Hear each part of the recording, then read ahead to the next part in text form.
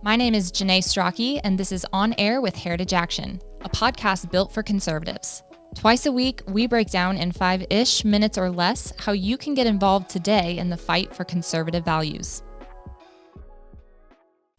I want to start by offering a huge congratulations to Lindsay Carnute, who has moved on to an exciting new opportunity. We at Heritage Action wish her well and are excited to work with her in the future. Today, Monday, March 21st, the Senate Judiciary Committee will begin confirmation hearings for Joe Biden's nominee to the United States Supreme Court, Judge Ketanji Brown Jackson. Senate Leader Schumer is hoping this process plays out quickly, taking just a few weeks. His goal is to hold a final confirmation vote on the floor of the Senate sometime mid-April. But this week, all eyes will be on the Judiciary Committee, where senators from both parties will be asking questions. Republicans will be digging into her record and asking tough but fair questions, while Democrats will use their time to try and make the case for why Jackson should be speedily confirmed to the Supreme Court. This is Joe Biden's first nominee to the Supreme Court. However, this is not his first nominee. He's nominated an entire presidential cabinet and hundreds of individuals across dozens of government organizations. And with those nominations, Biden has a clear record of picking liberal activists to push his agenda. For example, Biden's pick for the Justice Department, Merrick Garland, labeled parents as domestic terrorists while presiding over record crime in our cities. Biden also picked Alejandro Mayorkas for Homeland Security Secretary, which opened up our southern border and let over 2 million legal immigrants in 2021. And just last week, Biden's nominee to the Federal Reserve, Sarah Raskin, withdrew her name from consideration after serious scrutiny. Raskin wanted to use the power of the Federal Reserve to attack American oil and gas. Biden nominates radical liberals, and that's exactly what he's done with Ketanji Brown Jackson. The Supreme Court is a lifetime appointment, so this nomination is Biden's opportunity to push his policies for decades to come. Like Biden's other nominees, Judge Jackson has an astounding record for being soft on crime.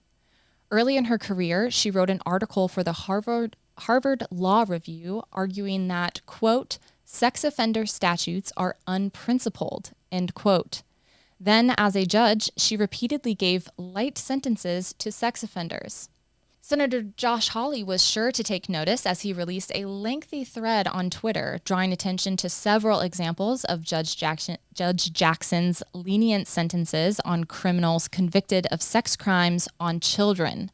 The senator says, Judge Jackson has a pattern of letting child porn offenders off the hook for their appalling crimes, both as a judge and as a policymaker.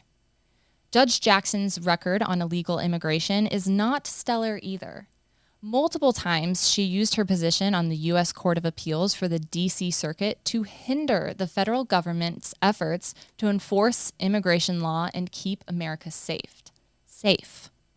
During the confirmation hearings this week, Ketanji Brown Jackson is going to try to dodge a lot of tough questions on these issues. She will say it's not appropriate to comment. Senate Democrats will try to create the impression that she will be a fair judge and will hear each case based on its merits.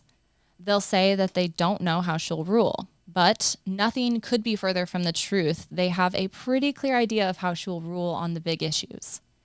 It's why major abortion industry groups like Planned Parenthood and the National Abortion Rights Action League have come out in full support of Judge Jackson's nomination. They know exactly how she will rule on abortion and other issues central to their woke and progressive agenda.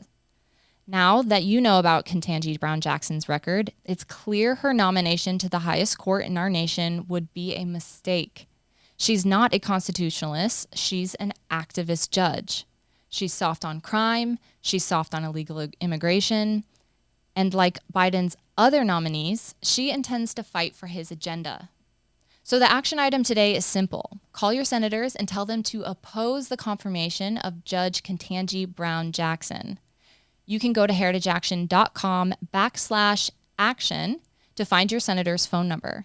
We have more information about Judge Jackson there as well. Hold the Senate's feet to the fire and let them know that Americans are watching, and we expect them to defend our Constitution by rejecting activist judges.